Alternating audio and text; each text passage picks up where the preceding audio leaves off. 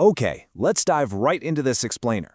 Today, we're exploring a seriously fascinating financial sector, one that perfectly blends ancient ethical principles with a completely booming modern market.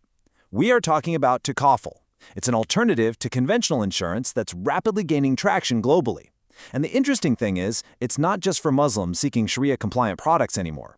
It's catching on with a much broader demographic of people who are just looking for ethically grounded, sustainable financial solutions. To really understand the sheer scale of this industry, you just have to look at this number. The global Takaful market was valued at roughly $45.5 billion in 2024, but by 2035, it is projected to hit a massive $122.42 billion. That's an impressive 9.41% annual growth rate. So yeah, this is no longer just a niche alternative. It's a major financial force that's completely reshaping how we think about risk, welfare, and community support. Here is our roadmap for today's deep dive.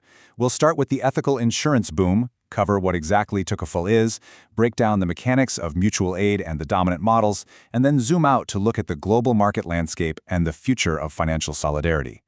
Kicking things off with Section 1, the ethical insurance boom. Driven by a growing global awareness of Islamic finance and a really widespread desire for sustainable practices, this industry has evolved incredibly fast. The modern inception of Takaful only began in Sudan back in 1979, but today it has transformed into a highly dynamic, tech-forward marketplace. People are increasingly seeking out financial products that don't just protect their own assets, but also actually align with their personal values and support broader societal welfare. Moving on to Section 2.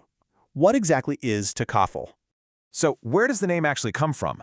Well, it's derived from the Arabic root word kafala, which basically means to guarantee or to secure someone's needs. At its very heart, it's not about buying a policy from a massive, faceless corporation. Rather, it's a system based on brotherhood and solidarity. Participants mutually agree to contribute financial aid to help each other out in times of need. Basically, you aren't just protecting yourself, you're protecting the whole community. And the contrast here is honestly pretty striking. Conventional insurance is fundamentally a risk transfer, right? You pay a commercial premium to a company and they take on your risk. Takaful, on the other hand, relies on something called tabaru, which is a voluntary donation. You are literally donating to a mutual pool to share risk. By doing it this way, participants satisfy their spiritual needs because they avoid elements that are prohibited in Islamic finance, things like gambling, absolute uncertainty, and interest, while still getting really robust financial protection. All right, Section 3, the mechanics of mutual aid. So how does this actually work under the hood? The entire system rests on 4 core relationships. And notice the absolute most critical distinction here. The company itself is not the insurer. The participants insure each other. The Takaful company merely acts as an agent, or a wakil, to manage the administrative and underwriting stuff.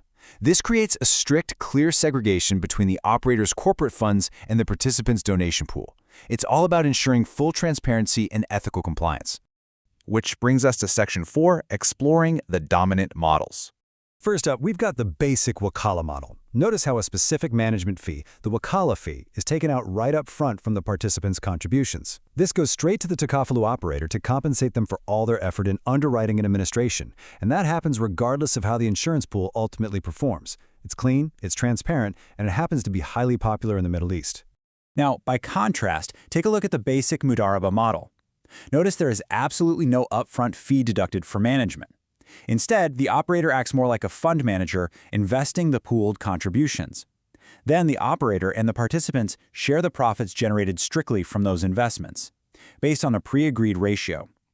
This specific model is super popular and widely utilized across Asian markets.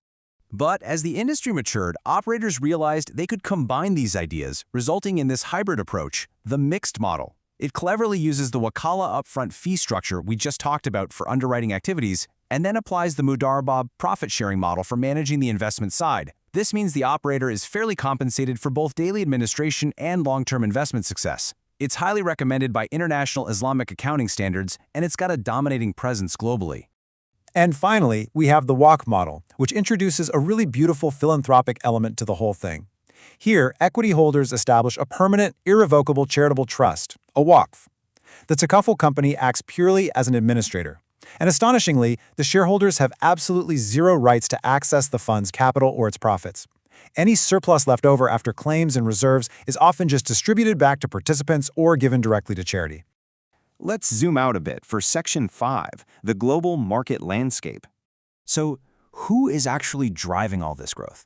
Globally, we see a massive geographic concentration. The Middle East and Africa absolutely dominate the space, commanding 60% of the market share. But the Asia-Pacific region is a powerhouse too, holding a strong 25%, which is largely driven by incredible growth and regulatory innovation in places like Malaysia and Indonesia. Meanwhile, North America and Europe are still emerging markets here, but they are slowly awakening to the potential of Sharia-compliant finance. And when we look at exactly what products people are buying, family takaful, which is essentially the Islamic equivalent of life insurance and long-term savings, is the largest segment. It dominates as individuals try to secure their family's long-term welfare. But keep your eye on health takaful. Driven by rising global healthcare costs and a huge post-pandemic focus on health awareness, health takaful is rapidly emerging as the absolute fastest-growing segment in the world right now. So, what's fueling all of this widespread adoption? Well, it's being heavily accelerated by digital transformations. Takaful operators are integrating AI and digital platforms to make participation incredibly easy. Add to that enhanced regulatory support, where governments are literally issuing new licenses to promote true financial inclusion and a soaring global demand for sustainable, ethical finance from both corporate entities and everyday folks like us. All right, let's wrap things up with Section 6, the future of financial solidarity.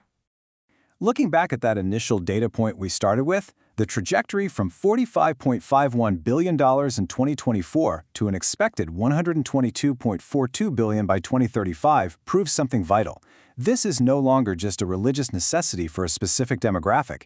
It has evolved into a major, technology-enhanced global financial force that offers a highly competitive alternative to conventional insurance models worldwide. I want to leave you with this thought to mull over. As consumers everywhere universally demand more ethical accountability, transparency, and social responsibility from their financial institutions, could the solidarity, mutual aid, and profit-sharing principles of takaful become the new blueprint for all global finance? It's a fascinating question to consider as this market continues its explosive growth. Thanks for joining me on this explainer, and keep questioning how your money impacts the world around you.